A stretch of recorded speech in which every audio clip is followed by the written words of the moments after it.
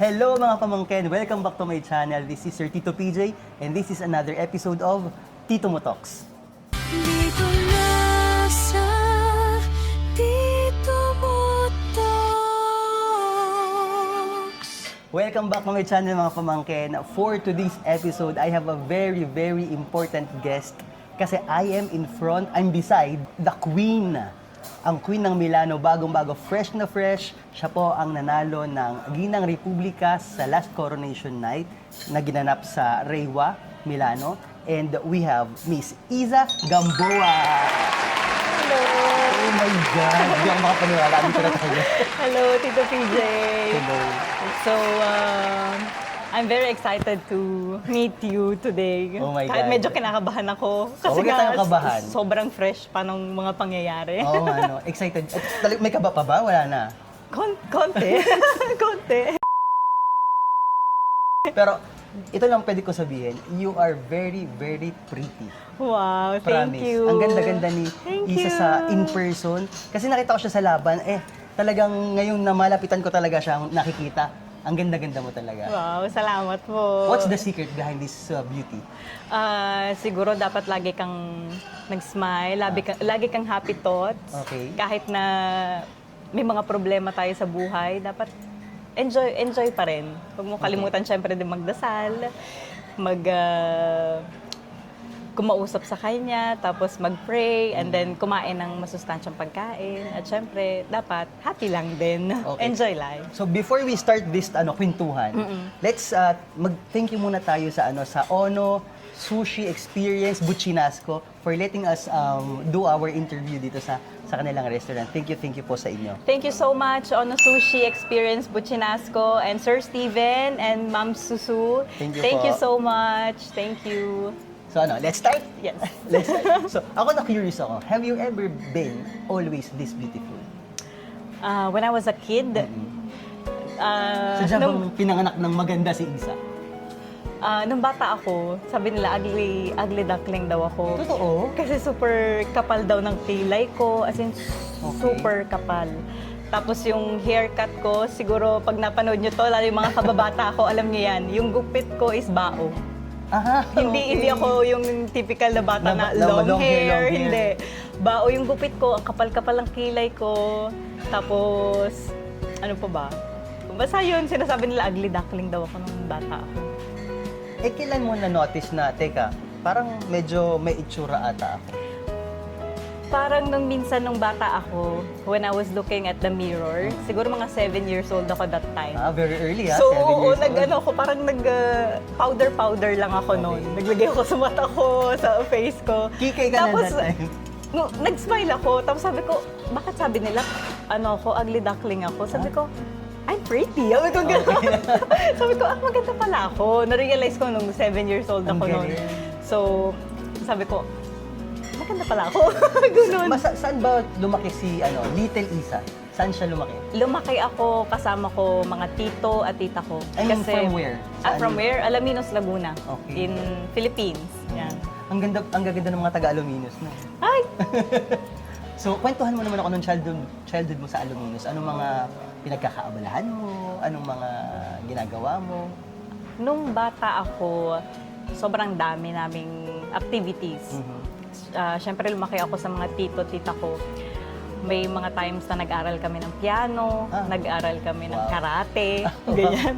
Nag-swimming din, swimming lesson. Marami kang extracurricular activities. Kasi lalo pag summer, Active hindi ka sa ganyan. ayaw nila ng nakastay kami sa nakatingga ka sa bahay. bahay, Gusto nila, meron kaming activities na ginagawa magpipinsan. So, ayun.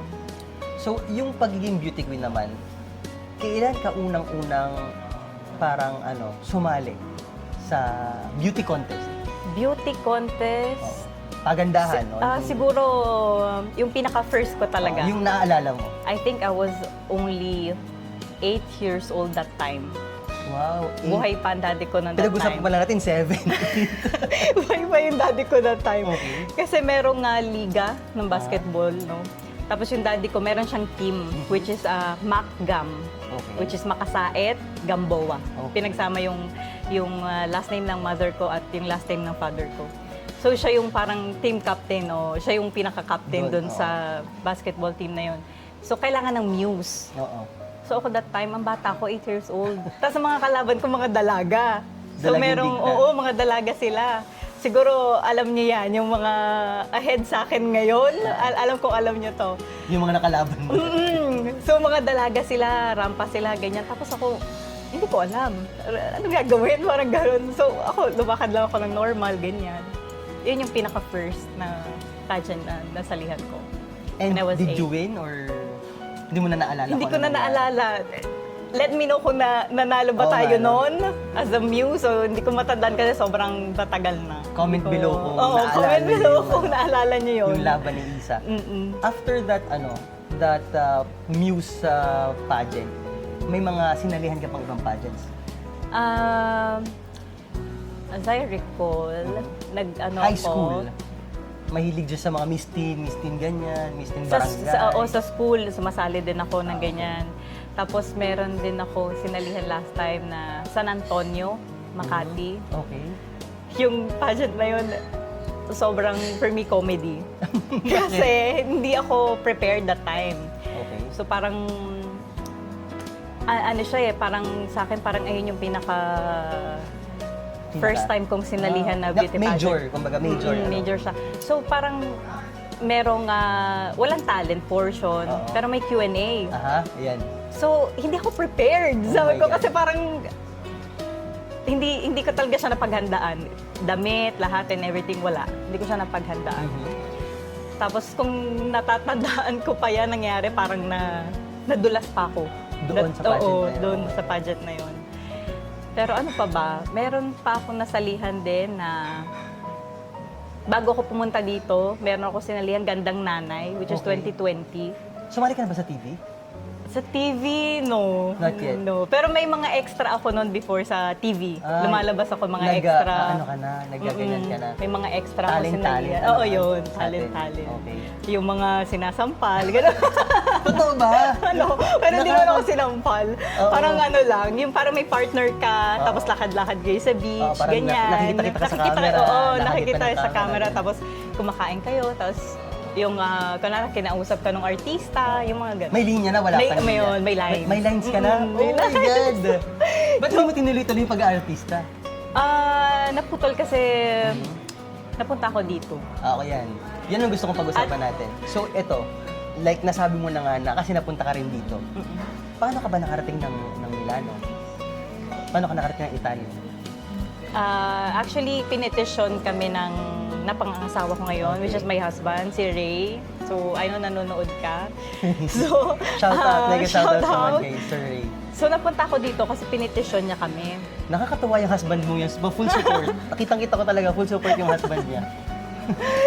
So, ayun, pinetition niya kami ng first anak namin. Okay.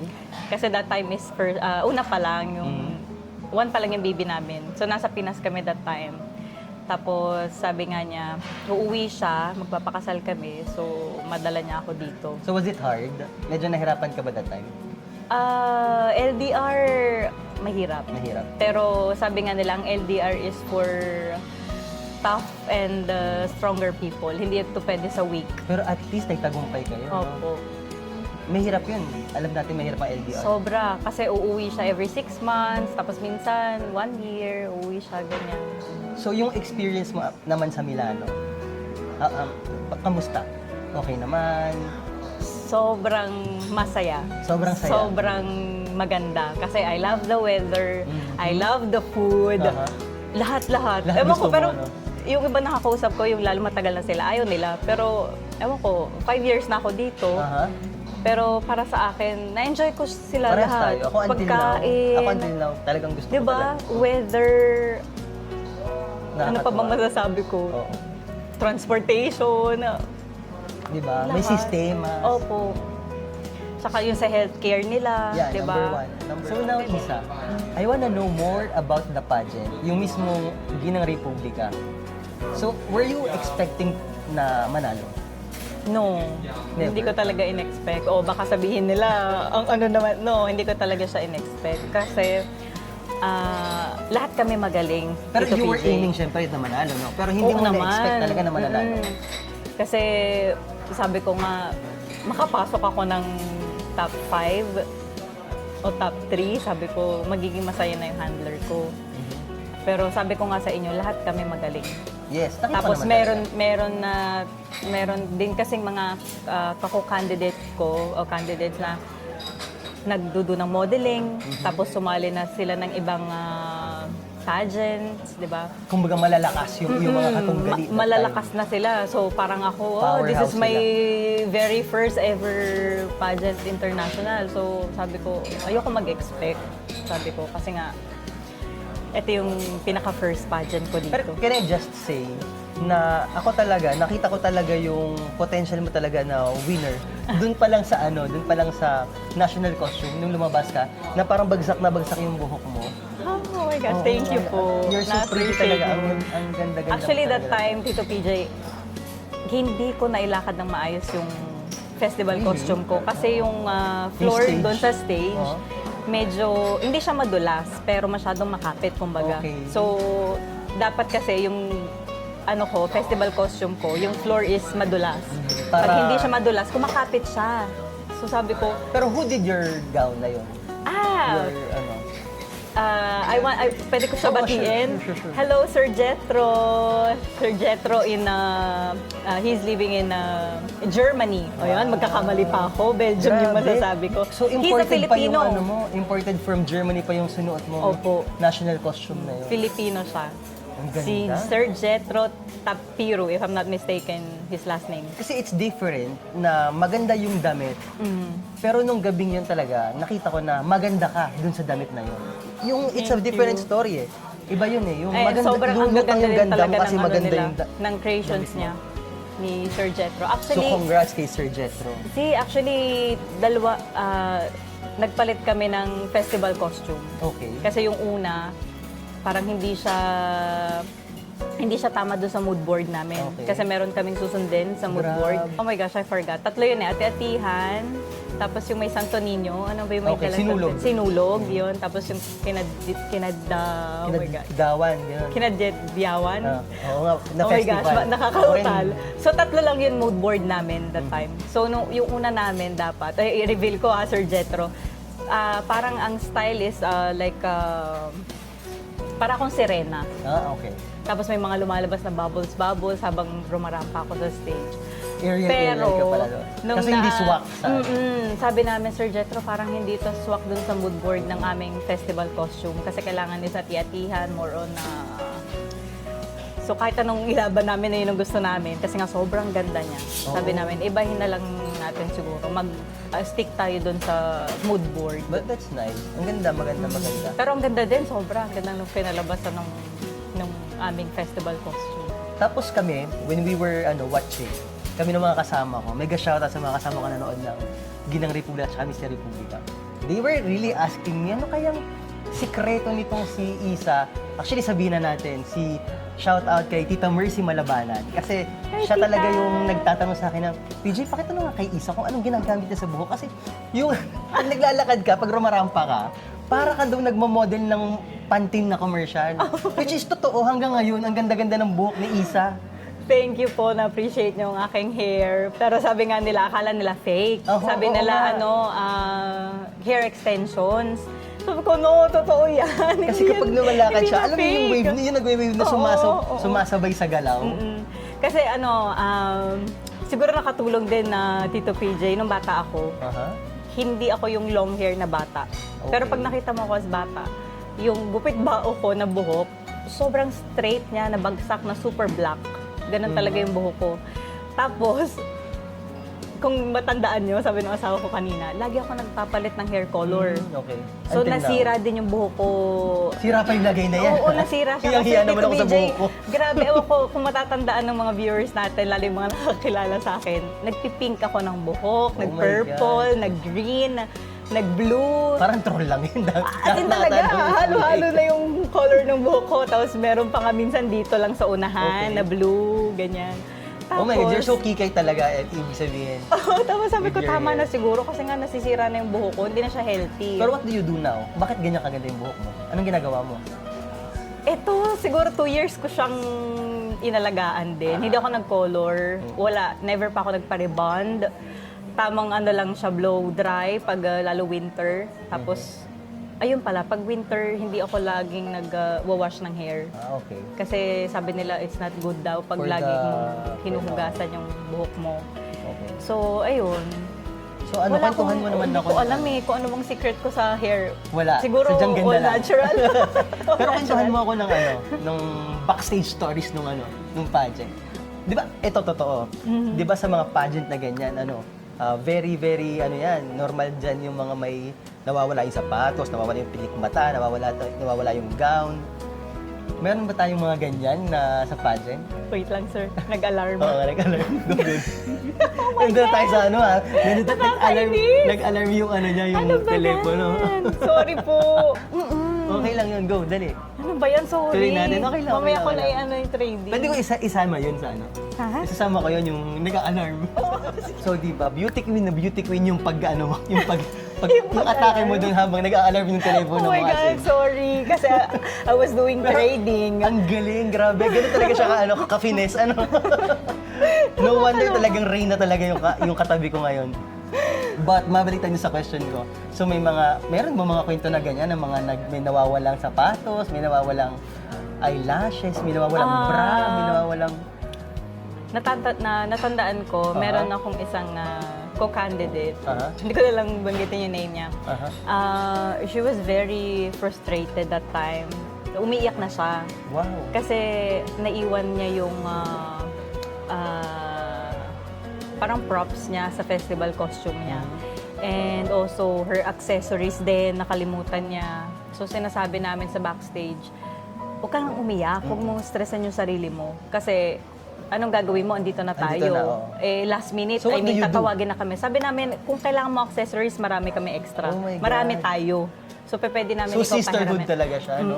Tito PJ. Hindi mo talaga maiwasan yung ganong may malang naiwan, merong walang ganito, merong... Pero wala man nagtaasan ng kilay sa likod. Oh my God! Oh my God! Ikakwento ko ba?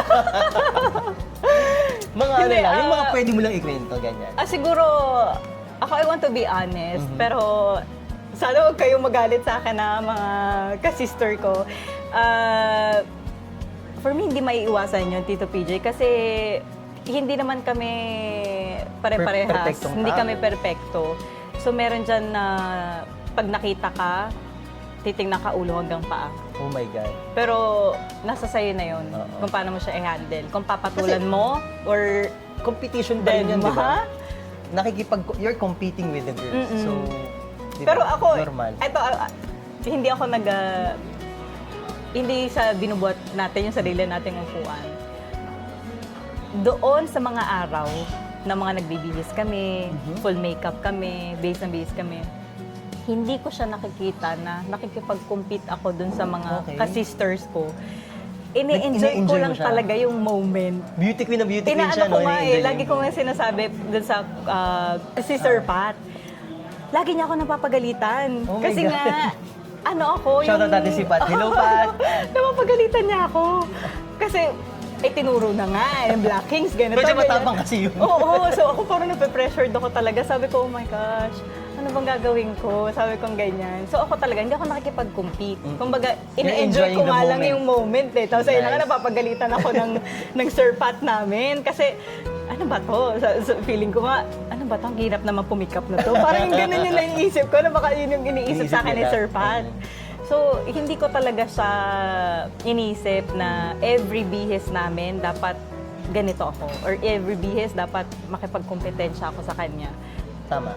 So isa, para sa isang bata na gustong one day magkaroon din ng corona, ng sash, at nitong mga trophies na to na pinanalunan mo, ano masasabi mo sa kanila?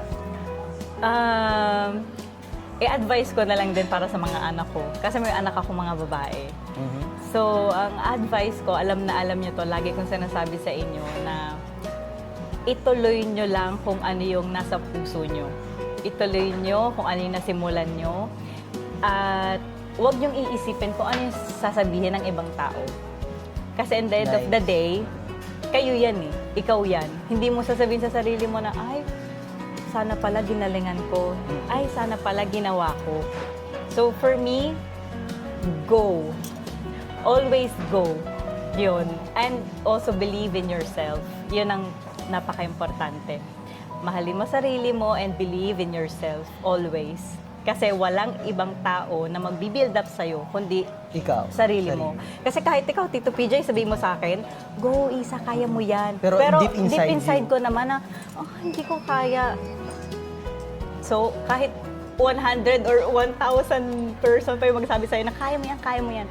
Pero, pag hindi mo ginalingan mismo sa sarili mo. Pero saan nanggagaling yung fire na yun sa loob mo? Saan nanggagaling yung... Siguro, Tito PJ, matagal ko na din kasi dream to. Okay. Kasi nung nasa Pinas ako, nung nanalo ako sa Gandang Nanay, may nagsabi sa akin, do you wanna join sa Mrs. Universe that time? So ako sabi ko, how? Kasi ako pupunta ako ng ibang bansa, walang problema, sabi ganon. Hanggang sa nakalimutan ko na siya. Hanggang sa meron nag-open sa akin na may ganito. Sabi ko, okay, let's do this. Sabi ko, ito din matagal kong inaantay. Sabi ko, baka ito na yung moment na para sa akin. So we heard na ang Ginang Republika is legit na makakarating sa Miss Universe Philippines.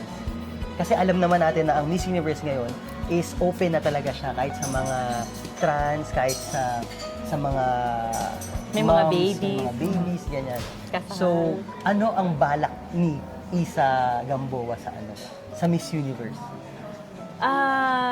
For me, kung papalarin talaga tayo na maipasok sa Miss Universe, at sabi mo nga, Tito PJ, nag-iba na sila ng requirements, ng rules, why not? Oh my God! I-go natin to, i-push natin. And, So, willing kang mag-participate sa Miss Universe Philippines? Gusto ko. Oh Kasi my nga, God. meron akong... So, may aabangan kami? Meron akong profile picture actually na nakalagay doon is Mrs. Universe. Okay. So, I was really thinking and... Manifesting na.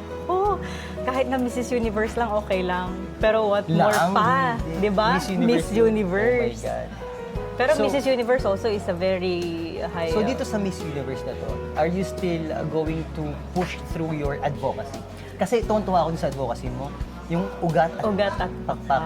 Can you elaborate on your advocacy? Saan ba nanggaling yan? Paano mo yan na-realize? Kaninong idea? Nag-start siya talaga. Inisip ko siya na, for me as a ginang, no? Ginang candidate of Ginang Republika ng Pilipinas. Iniisip ko na talaga kung ang i-advocacy ko is usually naman sasabihin ng ibang candidate is mental wellness, 'di ba? Puro halos pare-parehas kami actually ng sinabi. Pero kasi pag tayong mga Pinoy, nakarating tayo sa ibang bansa, nawawala na yung identity natin. So for me, bakit hindi natin gawing unique yung advocacy ko? I mean, okay lang na magkapare-parehas kami, pero ang ginawa ko kasi is, ando na siya lahat. So the ugat, which is stay rooted in your own identity while growing confidently in a foreign land. Kasi nga, di ba, nasa ibang bansa tayo. Tama. So wag natin i-lose yung pagiging Filipino natin. True. Wala namang problema kung maging Italian citizen tayo. Pero yung dugo mo na Pero yung nananalaytay dugo sa'yo, mo tsaka yung na puso being mo, Filipino, di ba? Still, you're a Kaya, Filipino. iyon yung sinabi ko, ugat. Di ba? Kasi Kung you're saan tayo rooted sa- si Filipino. Tapos yung pakpak naman, ayan na nga, pag naging nanay na tayo, nagkapamilya na tayo, so, minsan nakakalimutan natin din yung sarili natin, which is the confidence. Tapos, yung pa yung isa, yung sisterhood. Minsan, sa sobrang busy natin as mom, nakakalimutan natin makapag-socialize sa mga kaibigan natin, mga babae. Ngarang na kasi, no? Di ba? Kasi parang araw-araw, ito yung trabaho ko, araw-araw ganito ako. May anak ka, may Oo, trabaho so ka. nawawala na yung confidence mo, nawawala na yung sisterhood mo o yung pagiging palakaibigan mo. Tapos, yung isa din is yung growth mo as a person. Hindi naman porke naging nanay ka, nanay ka na lang. So how do you put awareness? Paano mo gagawin yun, yung sinasabi mong ito sa mga nanay? As an example ba yan? O as a... Ako for example, me myself, no, nanay na ako. I have 5 kids already. So for me, Ganda naman ni Isa with 5 kids. Grabe. joining this beauty pageant, maraming struggles. Siyempre yung oras mo, yung pag-aalaga mo sa mga anak mo, tapos siyempre yung pag-intindi mo din sa family mo.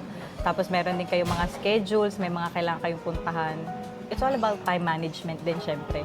Okay. At wag mo rin siyempre kakalimutan na kumain ka ng maayos. Huwag naman yung sobrang dami, huwag din yung sobrang konti. Konti, Kasi sakto baka, lang. dapat tama lang. And then also mag-exercise ka para din yan sa sarili mo. Diba? Pag healthy But do you do ka, exercise? Nag-exercise ka? nagbo-boxing ako, Tito PJ. Oh my God. Grabe. Nagbo-boxing ako actually. Tapos mahilig din ako mag-walking. Okay. Mahilig din akong tumakbo. Ayan. Ano pa Very ba? fit pala talaga si Isa. Mahilig ako sa mga extreme sports actually, Tito PJ. So Isa, what are we expecting of you this your reign as a ginang republika? Actually, Tito PJ, you will be expecting a lot from me. And also, I am willing to collaborate with our content creators here in Italy. So So ang dami naming aabangan please kasi ang dami nating guys, content sorry creators. po kung lalabas ako sa mga newsfeed ninyo. But willing kami talaga manood. Opo, makikipag-collaborate ako sa kanila. Manonood tayong lahat sa mga upcoming events and shows ni support kami diyan, Isa, promise. Thank you po. So, baka may gusto kang pasalamatan sa pageant. Muli po, nagpapasalamat po ako sa inyong lahat, especially for my handler, makeup artist, Q&A mentor, and also for my designer. She is all in one. I mean, the best, super the best siya. Her name is Jeka Marie Ventura. Thank you so much. Thank you. Congratulations kasi yung pagkapanalo mo is pagkapanalo niya. Yes po, wala ako kung hindi dahil sa kanya. Thank you so much, kapatid. And also, I would like to thank my designer who made my festival costume, si Mr. Jetro Tapiru from Germany. Thank you so much, Sir Jetro. I'll see you soon. Thank you. And also, I would like to thank my family and friends sa pag-support sa akin, especially sa mga raffle tickets, entrance tickets, and also for my family abroad who vote for me online. Thank you so much kasi hindi nyo ako talaga pinapabayaan. Halos ako na yung nagsabi na stop na, tama na. Thank you so much po sa inyong lahat. At sa mga friends ko din all over the Philippines and the other country, thank you so much po sa pag-support ninyo sa akin. Sana po huwag kayong magsawang sumuporta at tumulong sa mga susunod ko pang pageant. Endeavors. Yes. Wow, Thank you so much. very well said. Thank you so much. Especially also, I would like to thank my children pala. Kung hindi syempre. dahil din sa inyo, wala ito. Kayo naging inspirasyon ko. And also to God. Thank you, God. Thank Very you. well said, Ginang Republika, Isa Gamboa. Maraming salamat sa pagpapaunlak. Thank you so very much, Tito PJ. I hope At to see you again makakaasa soon. ka talaga na we are going to support you until mapasayo ang corona ng Miss Universe Oh my Philippines. God! Promise. Promise natin yan. Let's manifest it. Susuportahan natin si Isa. Thank you po. Thank you. So, mga pamangkin, ang pulot natin for today's video is, ang naintindihan ko talaga dito sa aking interview with her, si Isa is very humble siya, very chismosa, pero ang humahanga ako dahil totoo yung kanyang advocacy of root and pakpak, yung ugat at pakpak. Epitome siya ng ugat at pakpak dahil 5 kids, kahit na itaguyod niya, and flying colors, maganda siya. Pretty, parang hindi siya na-stress. No? Sana ganun tayong lahat. So with all that, mga pamangkin, thank you very much for always watching my vlogs. See you on my next interview. Ciao! Oh, thank you. Ciao!